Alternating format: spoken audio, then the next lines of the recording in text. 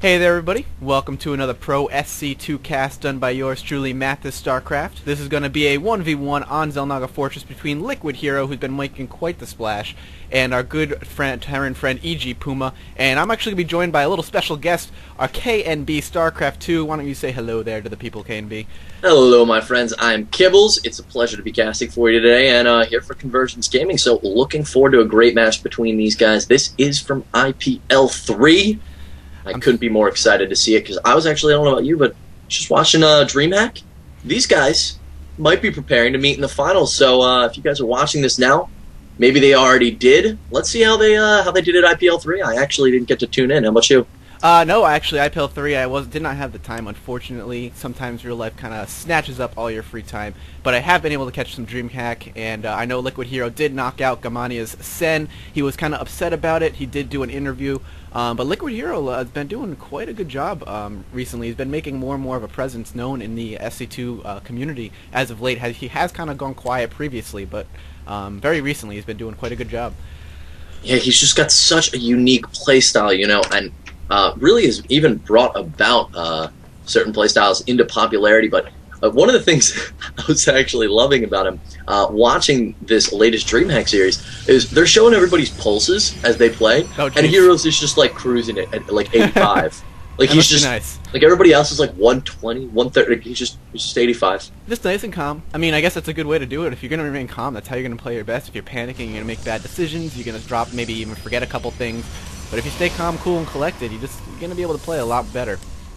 So, and we all know EG.PuMa did have a bit of that drama a few months back when he did join Team EG. There was a lot of nasty Team Liquid posts about it, I remember seeing. But also one of the best Terran players that I've seen in a long time. Yeah, you know, he is really highly skilled. So, we'll see what game unfolds for us here on Xel'Naga Fortress. It is a 3-player map. If it makes it into a big macro game, it gets really interesting because both players start expanding towards each other, and in that regard, it lends itself, it lends favor to the Protoss, I would say, as you know, the bases are getting close, and the less mobile Protoss army can really benefit from them. But in another regard, drop play becomes extremely effective in late play here on Xel'Naga Fortress. Absolutely, and that's what I love to watch a great Terran player do in the late game, is that drop play can be so effective. Just dropping a drop here, drop there, one in the main, one in the natural, and then while attempting to engage the main army in the center, it just forces the enemy to just have to split his mind into 3 different areas and kind of split his main army just to play the defense, maybe drop minerals on units he doesn't want to exactly put out right now. So that's one of the strengths of the Terran, as we all know, is just that drop play. We do have a factory jumping out right now here for EG.PuMa. Nothing extremely fantastical from each player. We don't have a 2 racks opening, so potentially not an early expand right away. I think we do have a 1-1-1 build, I do believe. This is going to be really interesting. A lot of Protosses, you know, have been honestly having great success at holding these types of builds off. Xel'Naga Fortress does have a decently long travel time, and it's not a small area like Metalopolis where Hero's really going to be under he's going to be under stress from siege tanks being sieged like below his base. None of his buildings are going to be under fire. He can really pull back, shell up, and turtle for quite a while. So we'll see what happens. He is proxying a Stargate right now, so it may be Hero who wants to put on the pressure, and I would say Stargate is a pretty fantastic counter to 1-1-1 as long as PuMa, you know, starts that Banshee, and it's if he's got a Banshee like under production when these Void Rays arrive, it's going to be really good for Hero. Oh yeah, I mean Banshee's great to catch your opponent off guard, but if you know Hero's already one step ahead by doing that proxy Stargate, EG.PuMa could be in quite a bit of trouble. The 1-1-1 build, something that was, you know, screaming in buff for the longest time. Protoss had the hardest time holding it off, but you don't see it as prevalent anymore, or you don't see the yells of, oh, this is just Imba, it's too hard to hold off. People have been figuring out how to hold it off, and it's become just more of a standard opening for the Terran. PuMa loves it, man. He does love it. I mean, a lot of Terrans love it. It's a great opening. It has so much versatility in its options, but yeah, PuMa is definitely a fan of that 1-1-1, and I'm really excited to see how this Void Ray opener is really going to affect PuMa's build from here on out. PuMa has some great Star Sense, dropping a 2nd bunker right now. Just maybe knowing that the Stalker count really is too low, or at least the unit count in general. Like, why are they hanging out his door front so long? This Void Ray its damage is going to be significantly negated by the presence of these 2 bunkers. It's going to have to take both of them out before these Stalkers can really safely move in. Absolutely. Knowing something maybe fishy's up, dropping that second bunker like you said. Going to be charging up on that supply depot, but we'll see how much damage he can truly get done. Getting him a little supply box there, but nothing he can't rectify very quickly.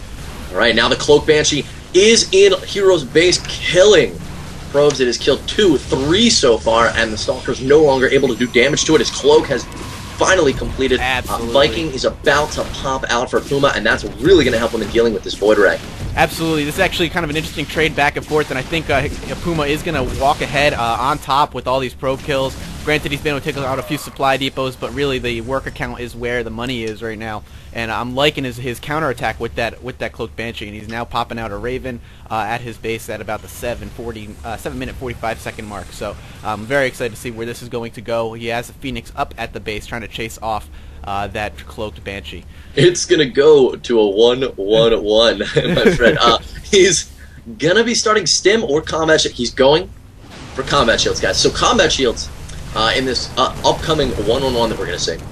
PuMa's really going to take his time with it, and I love his choice to go with Combat Shields on this map. As we were discussing, the buildings are really set back for Hero, so it's going to take PuMa a little bit of time. He's going to have to siege up on the low ground, work his siege tanks slowly up onto the high ground before he starts shelling away at those buildings, and really starting to put the pressure on Hero. So Combat Shields is really going to extend the life of his Marines and make his push be able to last for literally forever. He's going to have so much time to push any Hero, and it's really going to be a clock that's ticking that once it's run out, will Hero have the units to fend off this 1-1-1, or will he not? That's true. I mean, that whole siege up, be able to start pushing the buildings thing is extremely, extremely powerful. Right now, I'm actually, I was watching the nice little Viking micro taking out those Vikings. I'm going to take a look at the workers killed count real quick. It is 8-2, so he has done a good amount of damage. We take a look at the unit counting station. It still looks like Hero himself is ahead in the workers. So even after losing 8, he is still able to maintain the economic lead against his opponent, which is going to be vital for the rest of this game. And we do have a look at the center of the map. We have a small chunk of Stalkers. We have 5 Stalkers in the center with a Sentry. He's got an Observer and a Zealot, picking off an SCV as it was off to go scout. So right now, just kind of be both sitting back and looking like they're going to macro up just a bit before they make any big pushes.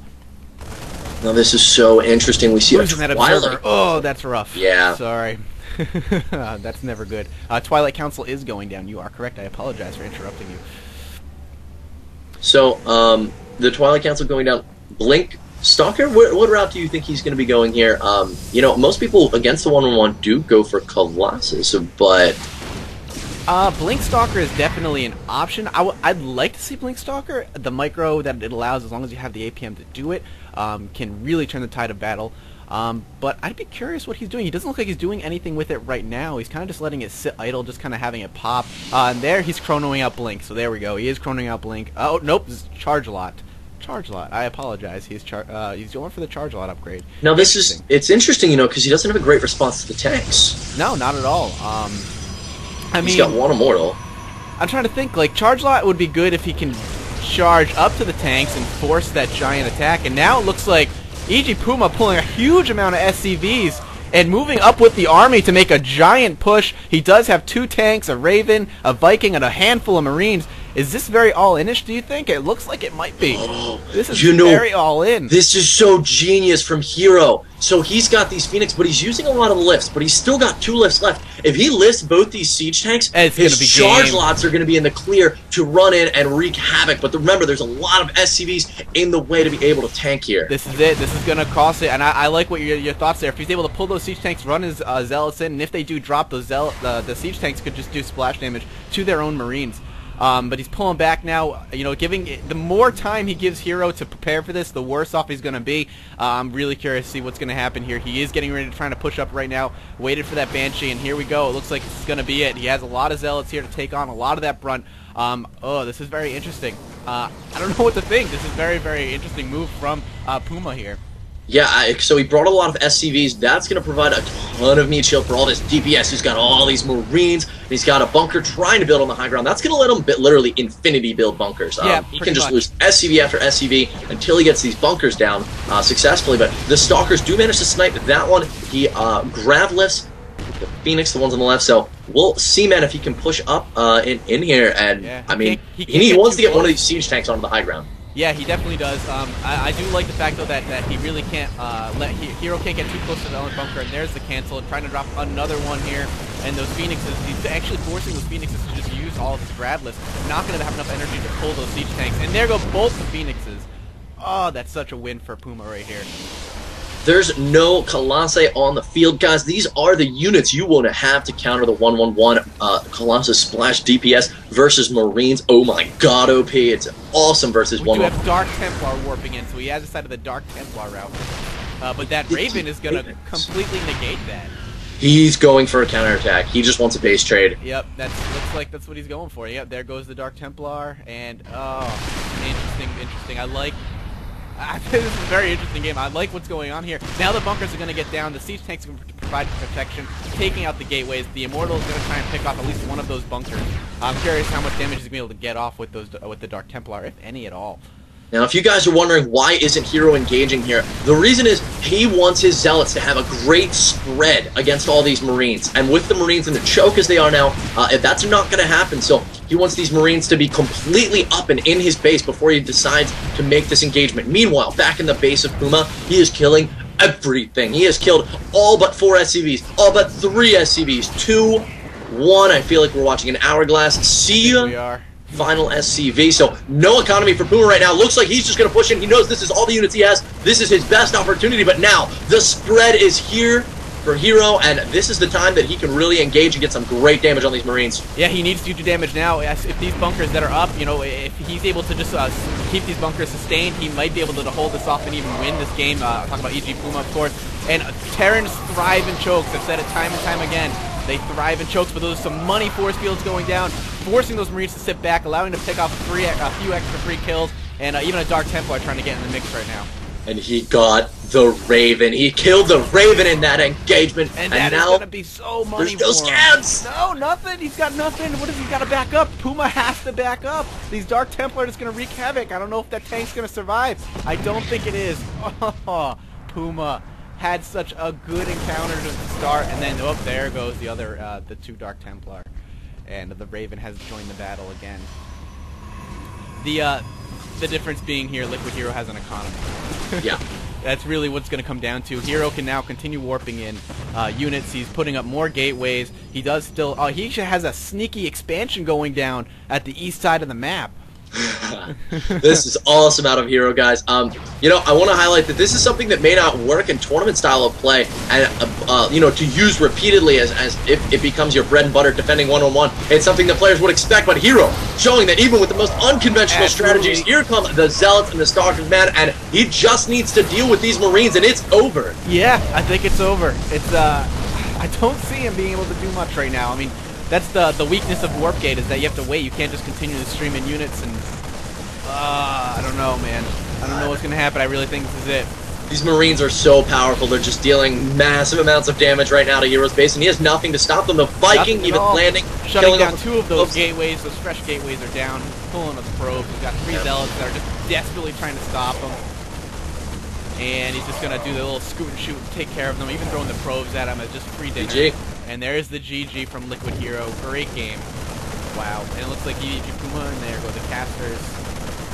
And there's somebody still sticking in the game. I'm just going to cancel that, though. So, you know, I gotta say, alright, Hero went for this unconventional route of getting the Dark Templars and stopping the unit reinforcement, which is awesome. You stop the unit reinforcement.